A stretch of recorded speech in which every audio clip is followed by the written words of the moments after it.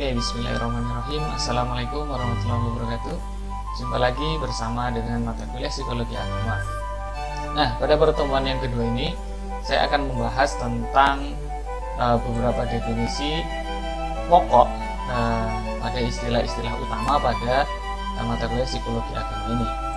Yaitu yang pertama tentang definisi psikologi, yang kedua adalah agama, dan yang ketiga adalah spiritualitas.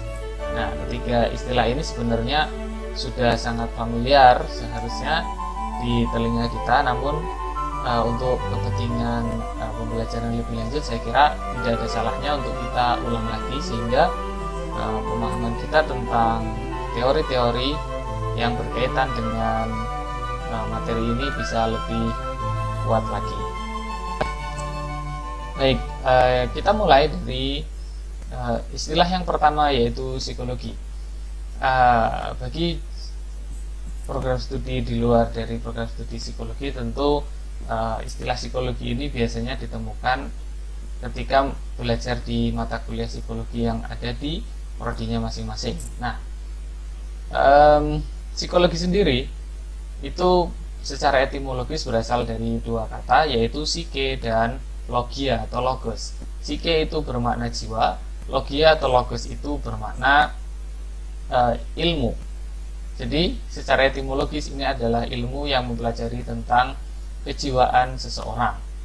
Nah, namun para ahli kemudian merumuskan bahwa atau berpikir bahwa jiwa itu tidak bisa dilihat, padahal salah satu syarat sebuah ilmu pengetahuan diakui sebagai ilmu pengetahuan yang ilmiah adalah ada objek yang jelas dari ilmu pengetahuan tersebut.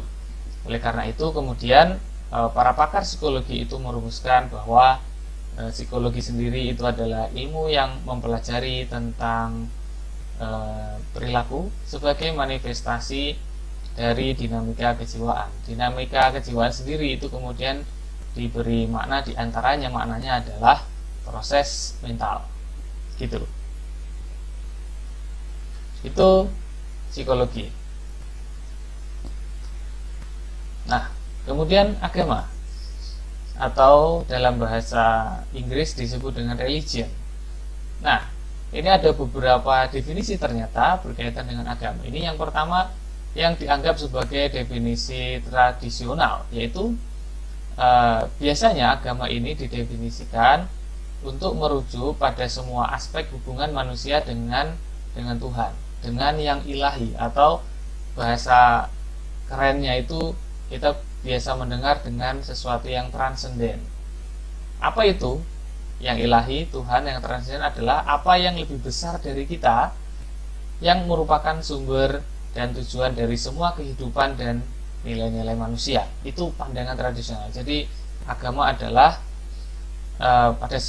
merujuk pada semua aspek yang yang berkaitan dengan hubungan manusia dengan Tuhan. Itu agama. Semua aspek itu bisa aspek yang sifatnya aturan, aspek yang sifatnya kepercayaan, seperti itu adalah agama.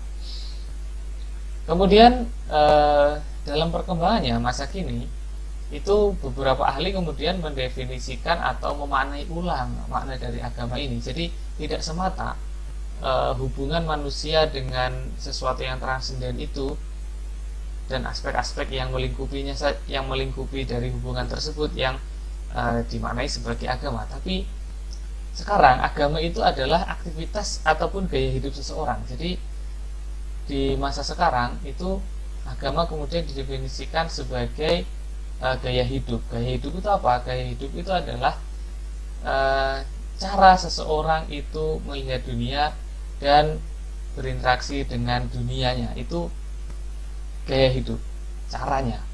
Nah, karena dia merupakan gaya hidup, maka agama kemudian bisa membentuk emosi yang khas bagi pemeluknya, lalu kemudian menciptakan kebiasaan-kebiasaan yang khas juga bagi pemeluknya, dan membuat pemeluknya ini memiliki tujuan hidup yang khas dan kemudian cara hidup, dan mereka juga punya alasan yang khas yang mereka rumuskan karena agama yang dia anutnya itu. Misalnya kita sebagai orang Islam tentu kita punya pandangan bahwa dunia ini sementara dan yang kekal adalah alam akhirat, dan kita hidup di dunia ini itu dalam rangka beribadah kepada Allah untuk mengumpulkan bekal ketika kita nanti akan memasuki alam yang abadi di alam akhirat sana, kan seperti itu. Oke. Kemudian yang ketiga adalah spiritualitas. Berasal dari kata spirit. Istilah ini biasanya masuk ke dalam kajian tentang agama. Itu awalnya itu menjelaskan tentang pencarian manusia akan Tuhannya.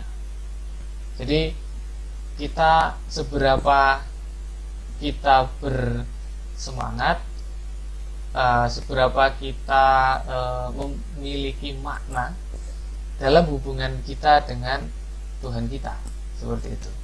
Nah, padahal makna sebenarnya dari spiritualitas itu adalah penggambaran tentang kehidupan yang non duniawi, yang non materi, atau kalau dalam istilah tasawuf itu adalah zuhud. Jadi kita menganggap dunia ini bukan tujuan kita.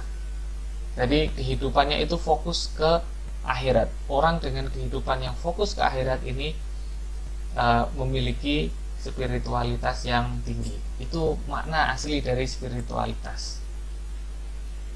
Nah, namun begitu, saat ini istilah tersebut itu lebih sering digunakan untuk menunjukkan sisi pengalaman pribadi dari hubungan individu dengan yang transenden atau yang sakral. Jadi merujuk pada sisi pengalaman pribadi dari individu dalam hubungannya dengan Tuhan.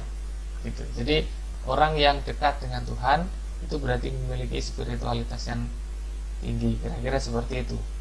Nah, cuman pada beberapa pengertian spiritualitas ini kemudian semacam terlepas dari agama. Orang yang tidak beragama sekalipun, apabila dia merasa dekat dengan Tuhannya, itu dianggap memiliki spiritualitas yang tinggi. Maka nanti ada istilah yang berbeda lagi, ada religiusitas, ada spiritualitas. Nah, khusus untuk religiusitas ini nanti kita akan bahas pada pertemuan yang selanjutnya.